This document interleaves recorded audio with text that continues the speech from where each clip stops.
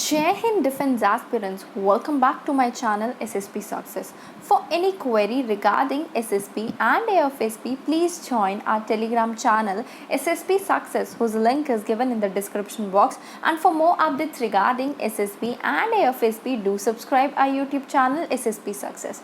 So today we are going to cover an important topic which was in news, and that is Thailand makes marijuana legal. It is very important for your SSB and AFSB point of view in terms of international relation and international current affair. So let's get started with our topic. See why it is in news. Recently Thailand ने legalize किया है cultivating and possessing marijuana, but recreational use such as smoking is still banned, even though advocates ने कहा है easing effectively decriminalize करेगी marijuana को.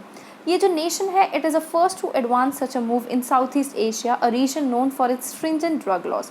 Thailand, with its year-round tropical climate, has a long history with cannabis, which many locals commonly use in traditional medicine. See, what are the key highlights of this? जो गोल था इसका head start करना on its neighboring in winning a large slice of lucrative market for health treatment using cannabis derivative, in particular to milder compound cannabidiol. But there is another motive. वो चीज़ क्या है? To reduce overcrowding in some of the world's most overcrowded jails. Because इसकी वजह से काफ़ी ज़्यादा criminalisation होता है, जिसका मतलब है अगर कल्टिवेशन होगी प्लांट्स की in any quantity now, that will be completely legalise, और पुलिस को जो है वो लोगों को अरेस्ट नहीं करना पड़ेगा on the basis of position of marijuana. Government ये होप कर रही है कि डेवलप करने पे एक local cannibal trade will boost agriculture and tourism. ये एक अपॉर्चुनिटी है लोगों के लिए एंड स्टेट के लिए to earn income from marijuana and hemp. क्या होता है मैरिजुआना? मैरिजुआना एक साइको एक्टिव ड्रग है from cannabis plant use for medicine, medical, recreational and religious purpose. Cannabis can be used for smoking, vaporization within the food or as an extract. ये create करता है mental and physical effect जैसे high और stoned feeling, a general change in perception and increase in appetite. Short-term side effects may include a decrease in short-term memory, dry mouth, impaired motor skills, red eyes, feeling of paranoia or anxiety. Long-term side effects इसके होते हैं addiction, decreased mental ability, behavioral problems in children whose mother used cannabis during pregnancy. Regulation in India में बात कर लेते हैं. Cannabis was regulated by state excise department and legally sold till 1985. 1985 में narcotics drug and psychoactive substances act को enact किया गया central level पे, और commercial cultivation of cannabis by production, possession, sale, purchase, transportation, interstate import, export और any other form is punishable. इस act को amend किया गया है 3 बार, 1988 में, 2001 में एंड रिसेंटली इन 2014 में. While CBD oil manufacturing is licensed under the Drug and Cosmetic Acts 1940, जिसको लीगली यूज़ भी किया जा सकता है और सोल्ड भी. कुछ इंडियन वेबसाइट सेल करती हैं, but to purchase it one needs a prescription and many even facilitated. Similarly bhang, ganja, charas वो भी ड्रग्स एंड कॉस्मेटिक्स रूल 1945 के लिए में एनलिस्टेड है फॉर यूज इन आयुर्वेदा, सिद्धा एंड उनानी. क्या फेसेट्स हैं मैरिजुआना के लीगलाइजेशन एंड क्रिमिनलाइजेशन के? Let's talk about first legalisation. See it would curb crime. Evidence suggest करते हैं कि strict enforcement of narcotics law based on prohibiting tends to target the most defenceless members along the drug smuggling chain. Prohibition strength करते हैं cartel they should be targeting. Big cartels and traffickers remain out of reach of the regular law enforcement machinery. Filling jails with drug users and street level supplies only stresses the criminal justice system. Cultural and historical significance की बात करते हैं. जो documented use of cannabis है India में, that is dates back to the Vedic period. Atharva Veda में bhang plant जो है एक नोटेबल मेंशन फाइंड आउट करता है as one of the nature's 5 sacred distress relieving plant जिसको कहा जाता है. During the festival of Holi, consumption of bhang is an integral part of celebration even today.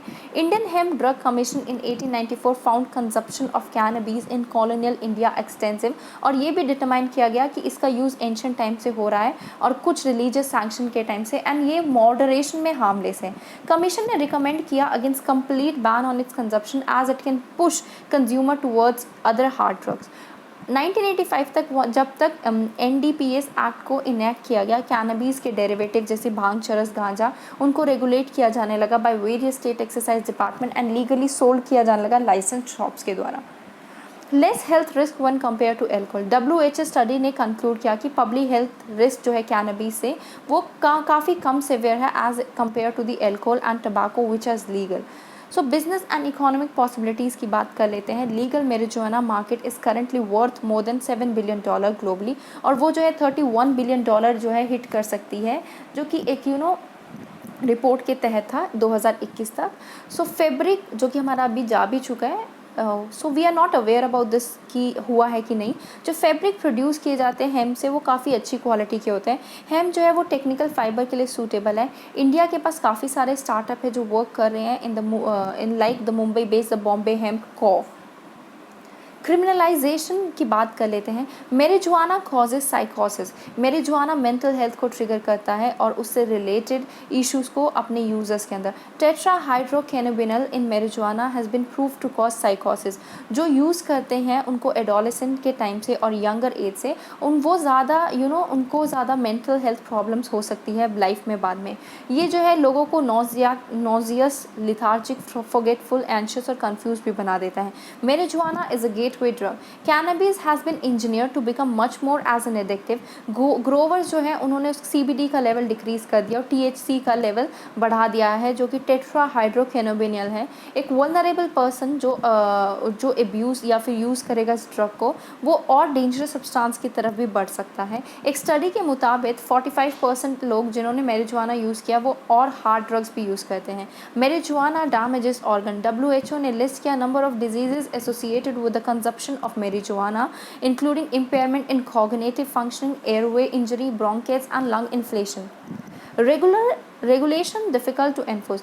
अगर मैरिजुआना जो है वो फार्मेसी में अवेलेबल होगा with a prescription like in the US, so government will ensure that it is not bought for recreational purpose, considering cough syrups and inhalants are free accessible and brought incessantly by addicts. What is the way forward to this? See, prohibiting and make it illegal has not prevented the availability of marijuana in the market nor by the use of the people. So potential risk जो है cannabis जो है वो ये illustrate करता है कि क्यों ना हम इसको लीगली रेगुलेट करें rather than leaving the trade of cannabis in the hands of unregulated criminal market. Drug को सेफली प्रोड्यूस किया जाना चाहिए बाय कॉम्पिटेंट फार्मर्स, पैकेज किया जाना चाहिए, टेस्ट किया जाना चाहिए सूटेबल फैसिलिटीज़ के अंदर और सोल्ड किया जाना चाहिए by reputed and licensed vendor. Regulation जो है कैनबीज बायर्स की अलाउ करती है कि what they are consuming and moderate their intake in accordance with the THC level in the marketed marijuana. अगर हम कैनबीज सेल्स पे टैक्स इम्पोज करेंगे तो वो एक तरीके से स्टेट के लिए रेवेन्यू भी जनरेट करेगी. टैक्स कलेक्टेड जो किया जाएगा इससे उसको एजुकेशन के पर्पस के लिए यूज़ किया जाएगा, like public service information on alcohol and tobacco do that. So guys that was all. I hope you like the video. If you like it, do like it and do subscribe our YouTube channel. Guys, your likes and comments motivate us to make more and more videos, so keep on doing that. Thank you.